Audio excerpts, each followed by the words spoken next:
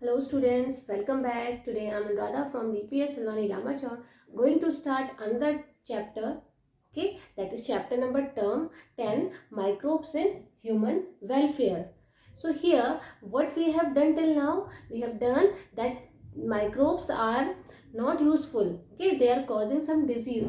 So here in this chapter what we are going to start, we will understand that how these can be useful are the for human being. So same thing, what is microbes? Microbes are the smaller, or we can say microscopic organisms which we can see only with the help of microscope. We cannot see with the help of naked eyes, and how these are useful in our day-to-day life, right? So here we will understand first that what is microbe. Microbes, they are the minute one. They are the minute one which cannot be seen by the naked eyes, and some of the examples of these microbes can be protozoans, bacteria, then that fungi, virus. These can be the examples. Okay, so along with this, they are causing some disease, but they are useful for us also. Okay, so here in this chapter we will understand that how they are useful for our human beings, right? So we have categorized these microbes according to their use. So the first one which we are going to start, that is microbes in household products. It is very common. You all aware about your household, how we are using this microbe. Very common example which you all know, that is formation of curd. Okay, formation of curd from milk. So what is happening in this whole process? In this process there will be fermentation, there will be some changes. Okay, and these changes is happening due to what? Due to this microbes. Okay, so here first we will understand that what are these microbes, what are these microbes which is helpful in the household products. Okay, or we can say for the synthesis of household products, right? So the first one, as I have said, curd. Very common examples in all houses you can see this example. So what is happening in this one, that there will be addition of what we are doing, we are inoculating with some curd in a milk. So after some hours what happens, it will change into curd. So what is that thing which is converting into curd? That is the bacteria. Okay, make sure that in this chapter you have to memorize more and more these terms and examples, because this chapter is important for these terms and for examples, right? So here what is happening, that with the help of bacteria, and what is the name of this bacteria? Lactobacillus. Okay, or and the lactic acid bacteria, which is also known as lab. Okay, so when this milk changes into, when this milk changes into curd, what is there? This lactic acid bacteria lab, it is helpful here. Okay, now it is having different roles. First, it is converting the milk into curd. Second thing, what it is doing, it is increasing the nutritional value. Okay, as compared to milk. How? It is increasing the vitamin B12. Okay, in curd you can see that vitamin B12 is more, or vitamin B12 is present, right? So with the help of this, it is increasing the nutritional value of curd. And why it is happening? Due to this lab, right? So second thing, this lab, first I have said it is converting milk into curd. Second thing, it is increasing the vitamin B12, right? As well as when we are consuming it, what it is doing, it is checking those microbes which is causing the disease. Okay, it is restricting, it is preventing our intestine, it is preventing our stomach from those microbes which are causing here, which are causing the disease. So it is also helpful to check the disease causing microbes, right? This is all about the curd. Now comes to the dough. Dough is what? The dough we are using here, we can use in several aspects. The first very common, that is to make a bread. Okay, so have you seen that in bread you can see that some puffiness is there? Okay, why it is happening? And in case of dosa and all these things, what we are doing, we are fermenting the dough. How we are fermenting? We are using the which type of yeast? Baker's yeast.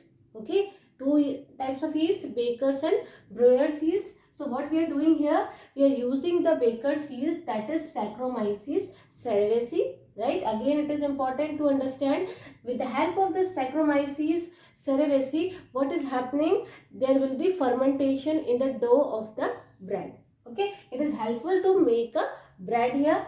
And this fluffy appearance, the appearance which you are seeing here in this one, it is due to what? It is due to the release of carbon dioxide. Okay, when we are fermenting the dough, what is happening? It is releasing the carbon dioxide, and due to this release of carbon dioxide, there is a fluffiness in the dough.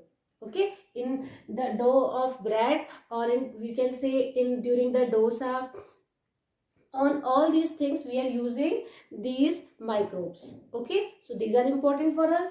Then comes to the toddy. Okay, it is also we can say traditional drink is there. And how it is forming? With the help of fermentation again. Okay, again there will be fermentation of what? Sap of palm trees. Okay, when we are going for the fermentation of the sap of the palm tree, what they are making? They are making the toddy. Okay, again it is important for the household. Now comes to the cheese. Okay, we know all about the cheese. So how cheese is also forming? Cheese is also forming by the degradation of milk. Okay, we know that in milk, what is there? Lactose sugar is there. So what we are doing? We are going to degrade that one. Okay, so here I have mentioned three type of cheese which is mentioned in your NCERT also. Okay, Swiss cheese, Roquefort cheese, and the Camembert cheese. Okay, so there is some characteristics of specific one. If I will talk about this Swiss cheese, you can see that in this cheese what happens? These large holes are present. Okay, so these large important question is that why these large holes are present in the Swiss cheese? Okay, so again answer will be same. This hole is indicates what? The release of CO2. Okay, because the release of CO2 is more here, that's why it will form the big holes in the Swiss cheese, right? And another thing, that from where we are extracting this one. Okay, what are the bacteria which we are using here to ripen this Swiss cheese? So what is it? This one, Propionibacterium bacterium sherbani. Okay, you have to memorize this one, that from this bacterium we are ripening the Swiss cheese, right? And again this large hole is due to what? Due to the CO2 release. Okay, now comes to the another cheese, that is here Roquefort cheese. So again ripening, how we are going to ripen this cheese? With the help of fungi. If you will see here, the earlier one, it is a bacterium. Okay, and here this Roquefort cheese is ripened with the help of which fungi? Penicillium roqueforti. Okay, that's why we are saying Roquefort cheese. So with the help of Penicillium roqueforti fungi, what we are going to make? Roquefort cheese. And here another point, we are making this cheese from the sheep's milk, right? Then comes to the third one, Camembert cheese. Again it is taking from the fungi, that is Penicillium camberberti. Okay, same thing, Roqueforti for the Roquefort cheese and Penicillium camberberti for the Camembert cheese, right? So this is the thing which we are using in our household product, for the formation of household product. So all these microbes we are using here. We know that bacteria is a microbe, fungus is a microbes, but we are utilizing these microbes, right, for our need. So likewise we will understand the second one. Okay, the second example of these microscopes, how they are useful. So we have done that these microbes can be used in making household products. Now how it is useful in the industrial products? Okay, we are using these microbes in industries also. So there are different examples for that. For example, for making beverages, fermented beverages. Then we can say for the formation of antibiotics which we are using as a drugs.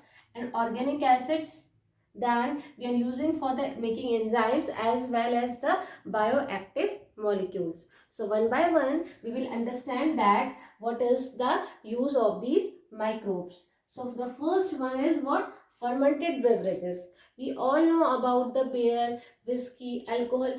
All these beverages are forming from where? With the help of the microbes. Okay. So what we are talking about? The wine, beer, whiskey, brandy, rum. All these are what? These are the alcoholic one beverages. So we are forming with the help of microbes here. So let's start with the synthesis, how we are forming it. We are going for the fermenting the malted cereals. Okay, so for forming all these beverages, what we are using? We are using the cereals, we are using the fruit juices. So all these we are subjected to what? We are subjected to the brewer's yeast. Okay, Saccharomyces again. So here what we are doing? We are subjected, we are going to subjected these things into the brewer's yeast, and due to this what happens? It will produce the ethanol. Okay, we have done this thing in the respiration chapter also earlier, how that when we are having glucose, C6H12O6 is what? It is the glucose which we are eating. Okay, the glucose which we are eating, what happens? If there will be oxygen, what happens? It broke down, okay, into the simpler one. So here also, if it will be break down, okay, if there will be less oxygen, or it will be not a favorable condition, what happens? It will break down into ethanol. Okay, it will break down into ethanol. Along with this, it will release the CO2. So we have done this chemical equation to understand the formation of ethanol. So here also the carbohydrate which is present in the cereals or in the fruit juices, we are going to use them with the help of the microbes. Right here, so we can say that what we have done in the first steps, we have done with the formation of this ethanol or the alcohol. Now we are subjecting to the distillation also. So for it depends on the different beverages what we are using, or what are the different materials we are using. If I will talk about the wine and beer, okay, they will not undergo any distillation. Directly we can take out it. But if I will talk about the whiskey, brandy and rum, it will undergo for the distillation after the formation of ethanol. Right here, so the main thing which we have to understand here, that what we are doing, we are using this microbes for the formation of beverages, that is there. Okay, now comes to the antibiotic. This one is very very important. Antibiotics are what which is which work against the living organisms. Okay, that's why written here, anti means against, bio means that life. So those things which are attacking against these life forms. Okay, what life forms which are attacking our body, that is the pathogen. Okay, so they will fight for them. How they will fight? They can kill or they can suppress. Okay, they can kill or they can retard the growth of these disease causing microbes here. Okay, and the important thing which we have to understand here, that is about the penicillin, first antibiotic. Okay, given by the Alexander Fleming. We all know about this thing. And while he was doing work where in which one? Staphylococcus bacteria. Okay, so during studying of this bacteria, he found this penicillin here. And along with Alexander Fleming, Ernst Chain and the Howard Florey, they got the Nobel Prize in 1945 for the marketing or for the use of this penicillin for the large area. Okay, we know about the World War II. So most of the soldiers in US, they get treated with this antibiotic. Okay, this antibiotic penicillin. So after that they got the Nobel Prize also here. So this is about the antibiotic, how we are using it. Now comes to the third one, organic acids. So we are using these microbes for the formation of organic acids also. How? For example, if I will talk about the citric acid, because in our food or in the industry, they are using different types of organic acids. okay, as a preservatives also, or for useful composition. So here citric acid is formed by what? By the Aspergillus niger, which is a fungi, right? Also they are using the acetic acid. So from where this acetic acid is coming? From the Acinetobacter aceti. This is a bacteria. Now comes to the butyric acid. Butyric acid we are extracting from the Clostridium butyricum, and the another thing, it is a bacteria. Then comes to the lactic acid. Lactic acid we are extracting from the Lactobacillus bacteria, right? So again you can see here that how these microbes we are using in our industry to form different product. Okay, so we have done this thing. Now comes to the enzyme. Enzyme is what? Enzyme is useful for what? For the breakdown, okay, for for increasing the activity. So how these enzymes useful in the industrial product? Okay, so if I will talk about the lipase enzyme, you know about the lipase enzyme. It is responsible for what? It is responsible for the breakdown of the lipids. Okay, we know the activity of lipase, so we can use this lipase in the industry. How we can make the detergent, or we can use this lipase in the detergent formulation, so that the stains or the oil stains can be removed from the clothes. Okay, so what we are using? We are using this enzyme for the this detergent formulation. Okay, then what we are using? We are using the pectin kinases. What is the meaning of this pectinase? Pectinase, we know that this pectin is present where? In the fibers of the plant. Okay, it is, if I will talk about the cell wall, it is made up of pectin, right? So in same thing, we know that if we are extracting the juice from the fruits at home, there will be so many fibers are there. But if you will go for the cane juices, you can see that it is very clear. Why this is clear? Because they are using these pectinase and proteases. Okay, whenever we are using ases, it means that something it is breaking down. So here this one, it will break down the pectin which is present there, as well as they are break down the protein also. So with the help of these enzymes, what happens, that the pectin which is present in the juices, it get break down and the juice will be very clear. So how we are using? We are using this pectinase to digest the protein, the pectin fiber or the protein fiber which is present in the fruits, right? Then comes to the streptokinase. Streptokinase, again, it is a bacterium. Okay, it is a bacterium which we have extracted from the streptococcus. Now it is important. How? Because as I have said, we are using this streptokinase as an enzyme, and what it is doing, it is breaking down. Okay, it is breaking down. How? If we know that it is a blood vessels. Okay, if these are the blood vessels, what happens? If there will be any clot, okay, if it will form any clot in this blood vessels, and we are using this streptococcus. Okay, what we are using, the doctors will prescribe this streptococcus, and this streptococcus, it will reduce this clot. Okay, that's why it is also known as the clot buster. Why? Because it is bursting out this clot in the blood vessels. Okay, and we know that if there will be any clot, what will happen? The rate of the blood which is moving in this blood vessels will get lower down. Okay, and due to that, heart attack may be there. So what is required? There must be a proper circulation of blood in the blood vessels, and if there will be any clot will form in this blood vessels, what we are going to do? We are going to provide streptococcus, and it will remove, or it will break down that clot from the blood vessels, and the rate or the flow of blood will be maintained, right? Now comes to the bioactive molecules. Okay, how we are using it here? Bioactive molecules, two examples are given, cyclosporin A and another example, statins. Okay, if I will talk about this cyclosporin A, it is extracted from where? From which microbes? From the fungus, that is Trichoderma polysporum. This one is important. From where we are extracting? Trichoderma polysporum. And how it is working here?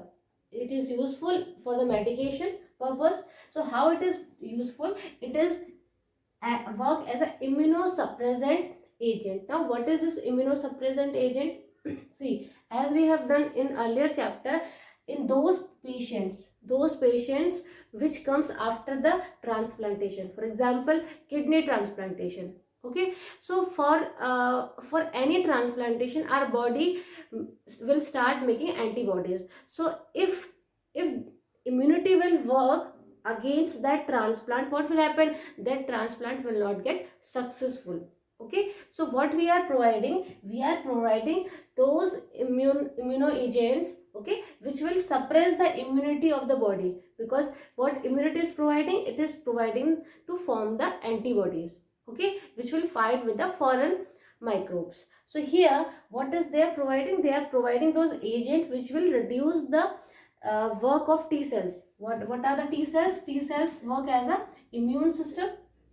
Okay, we have done T helper cell, T suppressor cell, T memory cells. So what it is doing, if I will talk about this T helper cells, it will reduce the work. Okay, so now if we are providing this immunosuppressive agent, so the work of T cells will get reduced, and due to that the transplant which has been done, it will be accepted by the body. Okay, so for this what we are using? We are using this cyclosporin A, which will work as a immunosuppressive agents. Okay, another one is the statins. Statins is what we are extracting by the yeast. Okay, yeast is a fungus, Monascus that purpureus. Okay, this one is important, you have to memorize. So what is the function of the statins? The function of this statin, it is lowering down the blood cholesterol. So the cholesterol which is present, okay, nowadays during the obesity, what happens? The cholesterol level increases here. So what it is doing? It is lowering the blood cholesterol level in the body. And some of the example which we are using here, pravastin and simvastatin. So all these two are what? These are the type of statins here, right? So these are the things which we are using in the industry for different purposes, right? So in the later session we will study more use of these microbes in different areas. So that's all for today.